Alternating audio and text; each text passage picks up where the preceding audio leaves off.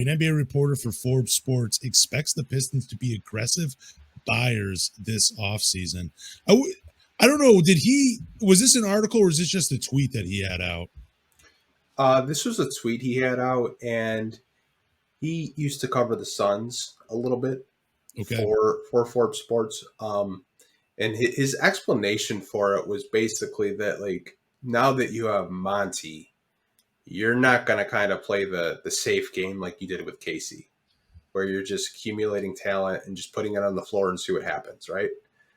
Okay, but did he mean like aggressive, like let's go after a max player, or did he just mean let's try to build depth through the free agency? Or is that not explained?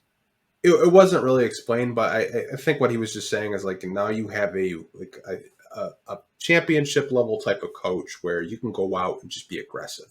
Like you can go out and try to get the Cam Johnsons. You can go out and try to make a team match a restricted free agent. Like, let's say you could just be crazy. And I know we have a lot of centers, but like, let's just say you offer Brook Lopez a shitload of money.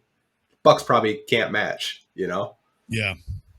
I think that's what he was trying to come across of, like, you know, the Pistons can have up to $40 million in cap to try to play with, to try to, you know, be aggressive and try to complete their team.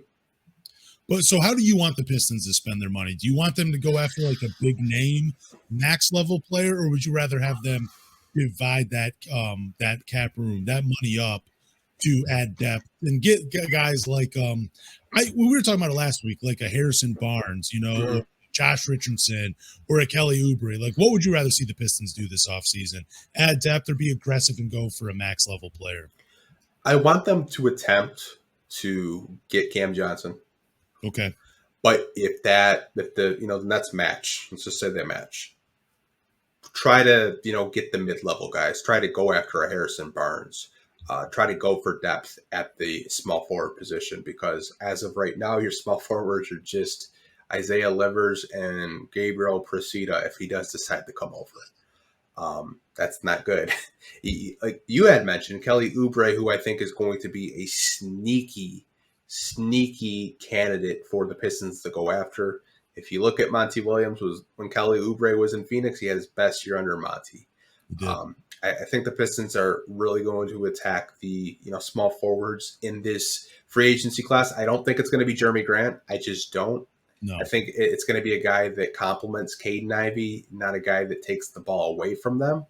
But I want to see them try to be aggressive with Cam Johnson, because I think his fit next to Caden Ivey is perfect. He could be that perfect number 3 option, just waiting in the wing, or, you know, getting them a last minute bucket. But like I said, if that doesn't happen, you know, maybe you go after the Harrison Barnes, the Kelly Oubre's. Maybe you try to, you know, force a team to match a PJ Washington, or force a team to match a Chris Middleton. You never really know.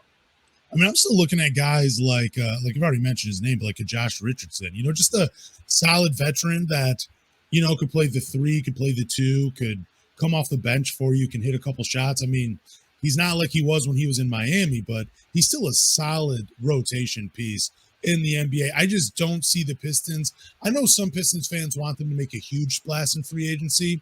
Cam Johnson might be the biggest name they go after, and I'm fine with that. I would love Cam Johnson in Detroit. I think he's a solid player that can, like you were saying, help this team win. So I would love to see it, but even then, I'm just looking at unrestricted free agents right now. And, you know, the list at the 3 spot, in the 4 spot, they're not as sexy names, but these are guys that can help you win. We've already mentioned them: Harrison Barnes, Kelly Oubre Jr.